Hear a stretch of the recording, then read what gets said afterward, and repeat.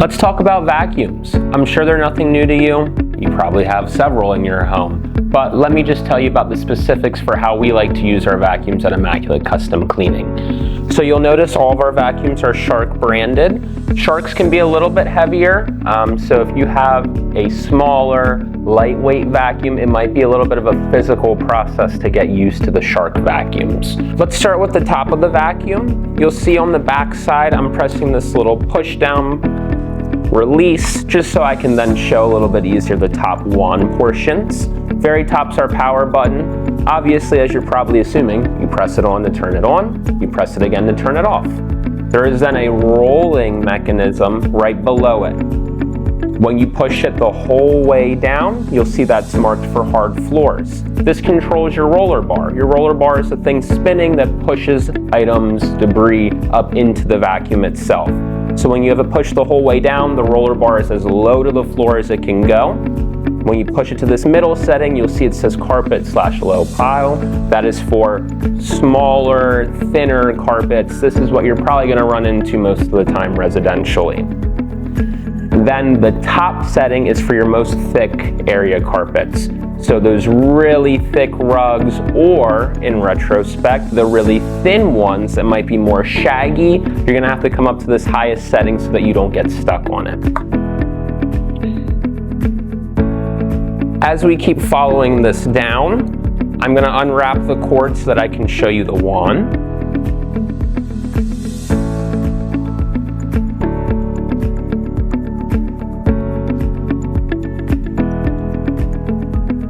So on the back side, I showed you that first handle release at the very beginning. If you keep following that down, you'll see a button that says wand release.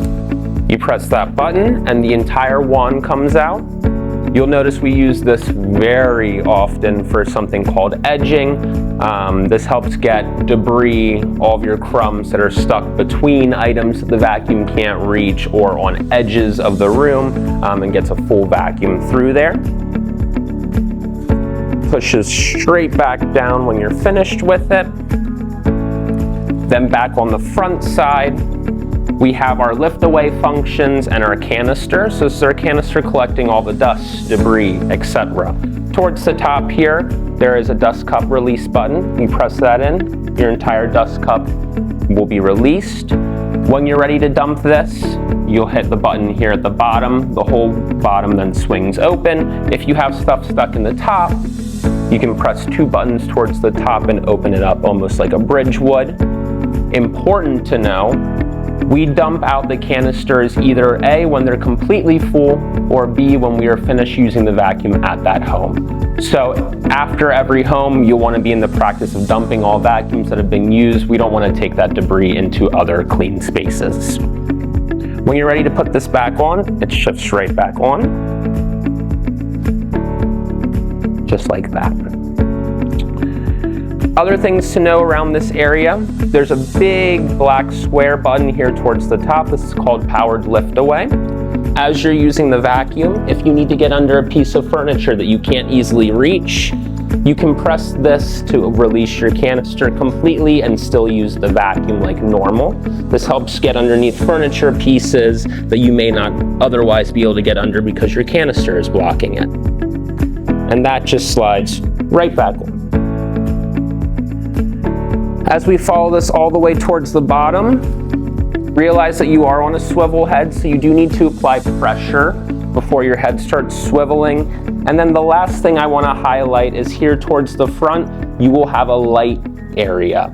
Depending on how new the model of your vacuum is, it might be slightly shifted to maybe a corner spot, but just know that you want those lights to stay white. White means everything's good, nothing's stuck or jammed underneath. If they turn red, that means the vacuum is no longer vacuuming. You have something jammed up in there. You'll want to stop the power immediately. And if you need assistance from a team lead, go ahead and grab them. As you're finished with your vacuum, you may notice that you have a really long cord. So when you're going to wrap it up, especially towards the end, you'll notice that instead of just kind of being able to prong it together onto the cord, you'll have to tuck the cord into itself. So let me show you that quick.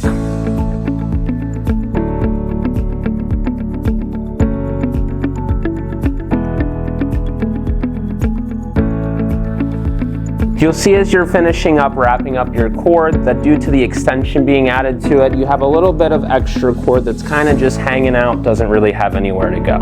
What you'll want to do is take your end, take some of your cord sitting here, you're going to wrap it around tightly.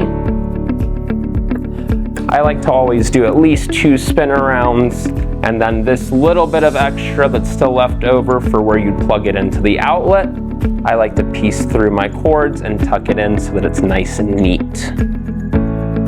That way, as the next person goes to now use the vacuum, they don't have cords flying around everywhere on them. When it comes to vacuuming, you want to think of your floors like a coloring book. The goal is to vacuum the full floor. So we're going to do this by setting the perimeter first, much like you would when you're coloring. You don't want to go outside of your edges, so the same thing here. We're going to take our wand and around the edges of our room where the floor meets our baseboards, we're going to take the wand and vacuum those spaces first. We're also going to use the lift off and get underneath any furniture we can in the room at the beginning as well.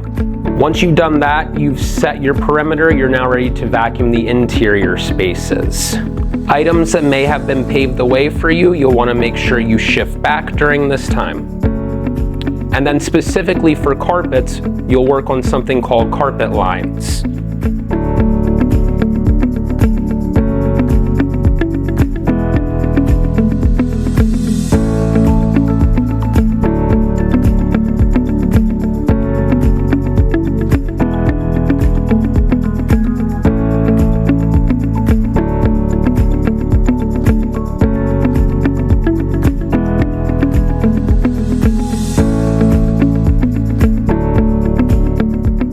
Carpet lines take a little bit to get used to at first. You'll just be practicing them for the most part at the beginning, unless you already come in with experience previously.